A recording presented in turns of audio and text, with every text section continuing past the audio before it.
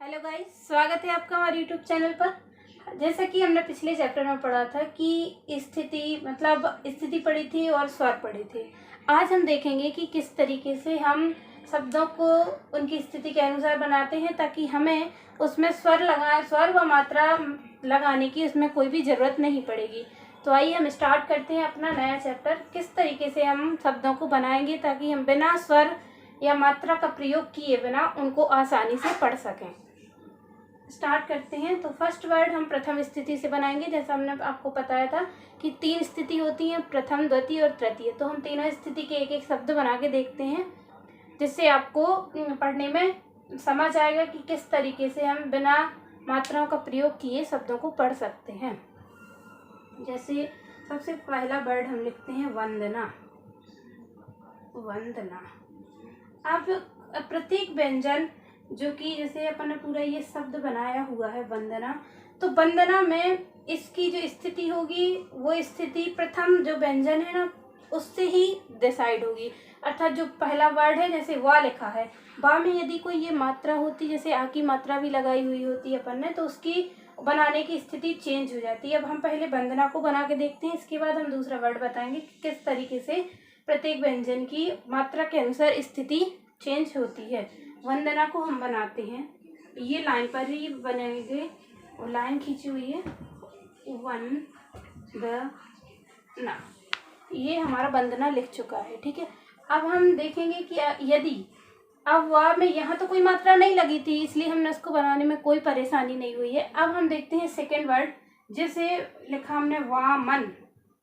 वामन। अब इसमें चूंकि देखिए कि प्रथम वर्ड वा है जिसमें आ की मात्रा लगी हुई है। अब हम इसकी स्थिति को किस प्रकार से निर्धारित करते हैं, तो ये रहेगा, जैसे हमने ये लाइन खींची। अब इसकी प्रथम स्थिति में आपको याद होगा कि आ में आ की मात्रा पढ़ा था, जो कि अपन ने ये रहेगा प्रथम स्थिति पर, और इसको किससे इंगित करते हैं अपन, डैश से। मोटे डैश को पढ़ा था अपन ने, उसको मोटे डैश से इंगित करते हैं। अब चूंकि यदि हमारे पास, जैसे हम 100 की स्पीड लिख रहे हैं, अब हमारे पास इतना टाइम नहीं रहता है कि हम उसमें मात्रा भी लगाएं, तो हम वा को स्थिति के हिसाब से बनाएंगे ताकि हमें मात्रा या स्वर लगाने की जरूरत नहीं पड़ेगी। तो ये आएगा, ये लाइन है, ये लाइन के जस्ट ऊपर वर्ड बनेगा वामन। ये हो गया वामन। अब इसे हम पढ़ेंगे वामन।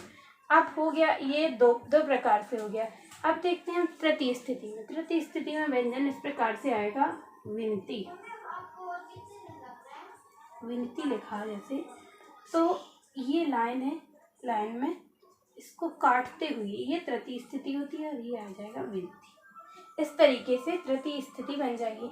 अब आप जैसे अभी आपका प्रारंभ है, तो आप चाहें तो अपनी सहायता के हिसाब से इसमें मात्रा लगा सकते हैं, नहीं तो यदि आपने इसकी प्रैक्टिस आप करते हैं अच्छे से तो आपको मात्रा लगाने की किसी भी प्रकार से ज़रूरत नहीं पड़ेगी। ऐसे कुछ वर्ड अब हम ऐसे स्टेनो में लिखते हैं, फिर उनको हम हिंदी में लिखेंगे कि आखिर ये क्या लिखा हुआ है, ठीक है। तो हम स्टार्ट करते हैं।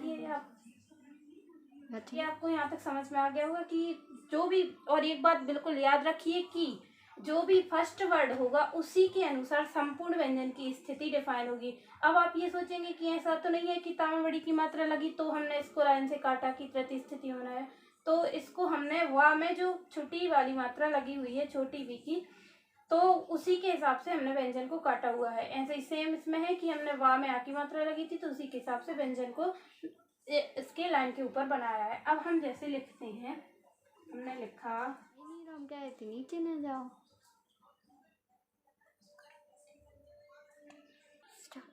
अब हम बनाएंगे कुछ व्यंजन जो कि अभी हमने हिंदी में बना के फिर उनको स्टेनो में बनाया था, लेकिन अब हम देखते हैं कि स्टेनो में बनाएंगे और फिर उसको हम हिंदी में बनाएंगे कि आखिर ये क्या लिखा हुआ है। जैसे ये लाइन के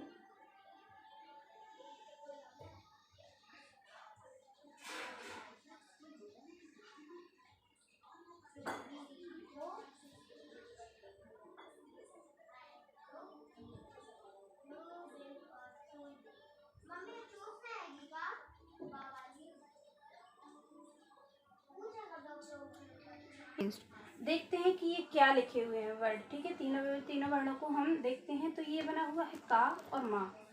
इसको आ जाएगा, ये जो कि व्यंजन के लाइन के ऊपर बना हुआ है, तो ये हो गया अपना काम।